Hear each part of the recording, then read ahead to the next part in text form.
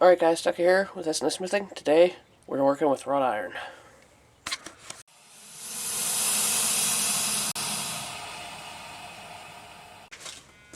Alright guys, so here's the deal. We got a little scrap bit of wrought iron left over from the bracelet build we just did. And I think I want to try to turn it into a ring. So we're going to forge it back as much as we can to almost round. Then we're going to try to put some tight twists in it. See if we can get that grain to really pop open. And then round her up into a ring and see how she goes. Alright, let's get started, guys. Alright, kind of worked it into a piece that's easy to work full. What we're going to do now is we're going to close this end here that's got a cold shut in it and the vise, and we're going to twist the whole piece, and then we're going to work it into a flat-ish strip, like a band almost, and then once we do that, we're going to twist it around to be the ring. So I'll see you over at the vise.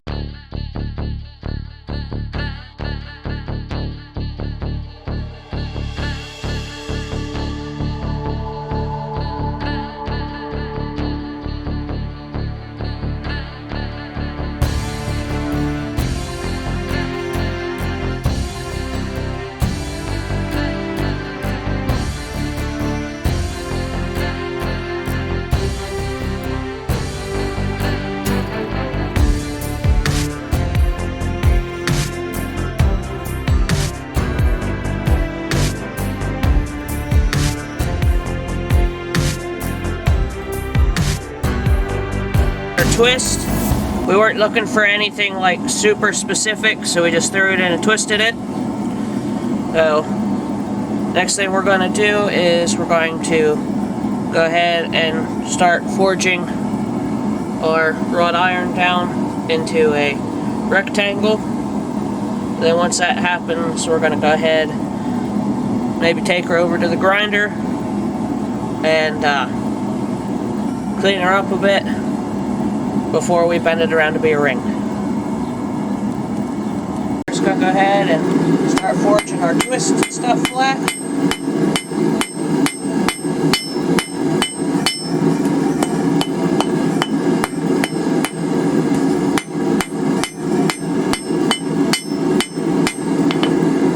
Alright, we're just going to flip around and work on the other end of the next heat.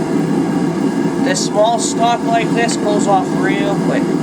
And wrought iron, you can't really work, try forging it too cold, because then it'll just start splitting apart on you. So, back in the forge, work on this last bit, and then we'll get over to the grinder and clean it up a bit.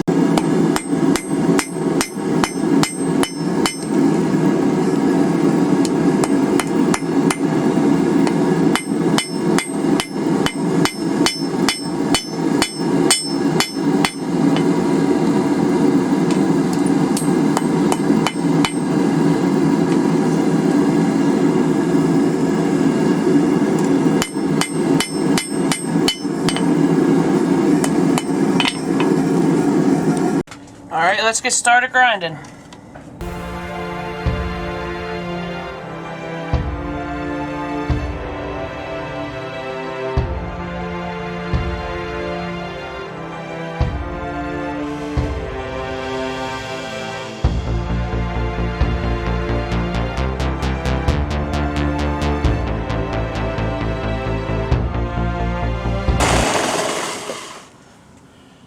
Alright. All nice and clean and shined up here. Next thing we gotta do is just curl her up into a ring after we cut off the excess here. Alright, so now we're just going to very gently work this over the horn a bit.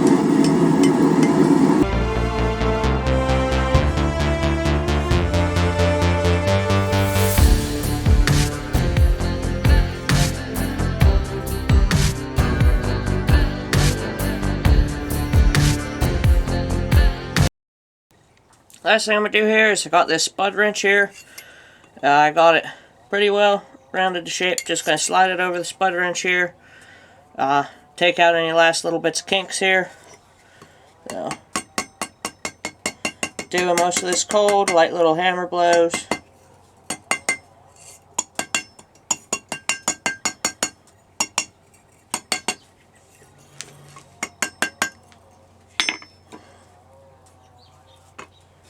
Also work on doing this to take out any of the sharp edges.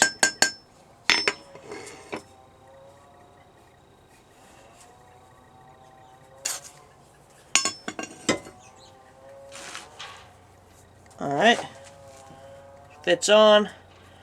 Next thing we're going to do is throw her back on the spud wrench there, give her a little buffing, and then we'll soak her in vinegar for overnight, or on the stove or whatever, for a bit to try to etch it. Alright.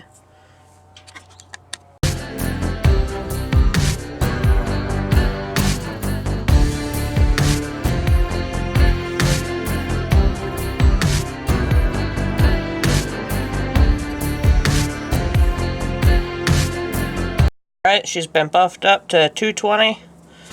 Gonna go inside, get some acetone and stuff, wipe her down, maybe give her a quick buff with a Scotch-Brite wheel, and then we'll meet you at the vinegar. Alrighty guys, so the ring's been wiped off in acetone, and so for the etching, the same thing as before. Got some diluted muriatic acid, and it's actually the same muriatic acid. It's pretty cold out, so it might take a while for this to work. So I'm just going to loop this onto the piece of steel, dip it in, and we'll wait to see how it looks. Come back to you guys soon. Alright guys, so I got the ring out of the acid, and right now it's soaking in a baking soda slurry to neutralize the acid. But it has been a few days since we started this project. First I tried to etch it in the acid that I used before for the bracelet project and other things I've done in the past that I haven't filmed. But it turned out after a while that acid just wasn't doing anything anymore. It was old, used up, and more or less glorified pickle juice, if that. So threw that out. Ended up going out buying some new acid to use, then etched it in that for a bit, and that actually worked. It got in real good and brought out the pattern the way I wanted. It did better than on the bracelet. If I would have did the bracelet in new acid, it would have been a lot nicer, but live and learn, right? But alright, I'll get the ring out of the slurry here, show it to you. It's been sitting for about 20 minutes. Everything should be good now. Let's see here. Yeah. Alright, so see how the twist changes the direction of the pattern a couple times like we did earlier in the video. So what we're going to do here is focus. There we go. And you can see the pattern showed in pretty nice. Turned out pretty good. I like it.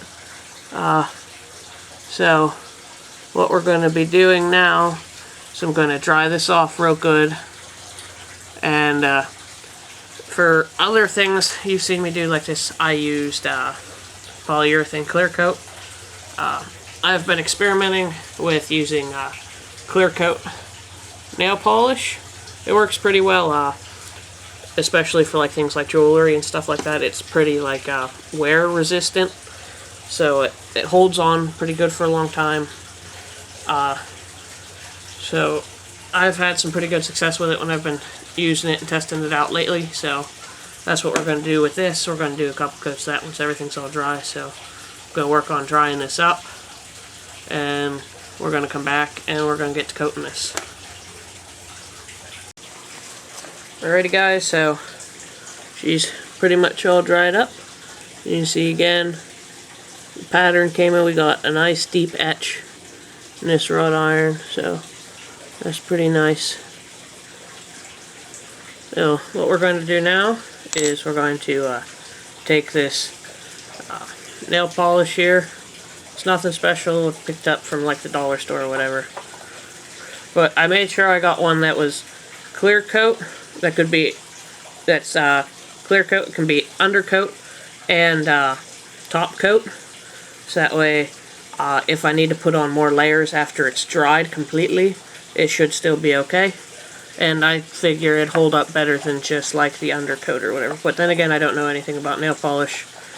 To my mind, that makes sense. So, get started. We're just gonna put on a nice thick layer of it. We're gonna do a few coats on this. And the way the nail polish is, since it dries and gets kind of thick and like plastic-like, it'll work real good for stuff like this with the wrought iron, because it will fill in like any deep etchings that you have and smooth it out. So that way if you are doing something like jewelry or something that's going to be up against skin all the time, it will feel a little bit smoother, more comfortable on your skin.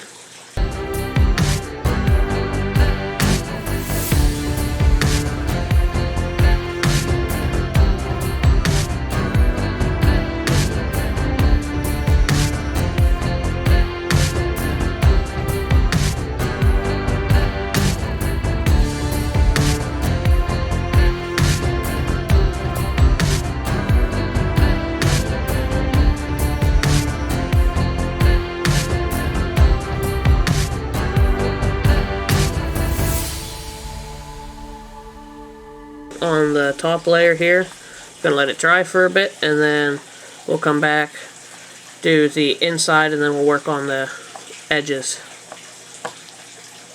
Alright, see you in a bit. Alrighty guys, so how I'm gonna let her dry between coats here is the nail polish cap is tapered, so I just slid it over that, and gonna keep checking on it, make sure there's no runs or anything, but it looks like it's gonna dry up pretty good. It's just to the point where it's kind of tacky, and if you touch it, you're gonna leave a bump in it. So we're gonna go ahead, let this first coat here dry a bit, come back, do the inside and the sides. Then we're definitely gonna put a really heavy coat on the inside, because that's where it's gonna come into contact with skin a lot. Going to have a lot of sweat and stuff on it, so you really want to make sure you have a thick layer on there. You probably don't need as thick layers as I put on them, but I'd rather it have a thicker coat that lasts longer than not enough, and then you just get a rust ring or something like that on a finger, or the ring starts turning brown, which isn't really going to do anything. You just buff it up, but either way. Alright, we'll come back in a bit. Alright guys, so our outside coat here is dried enough. It's still kind of tacky enough. If I really squeeze it, I can leave a fingerprint in it. But I'm going to do the coat on the inside, and then once that's done, we'll do the coat around the edges. So, here we go.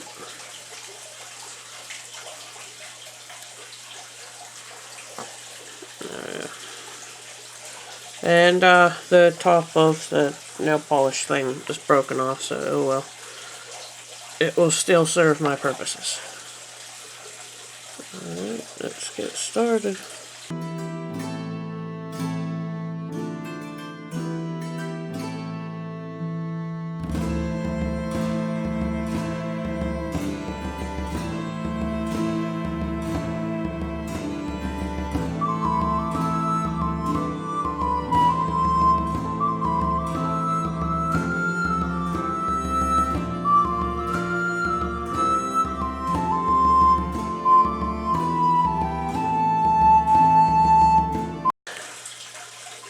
So,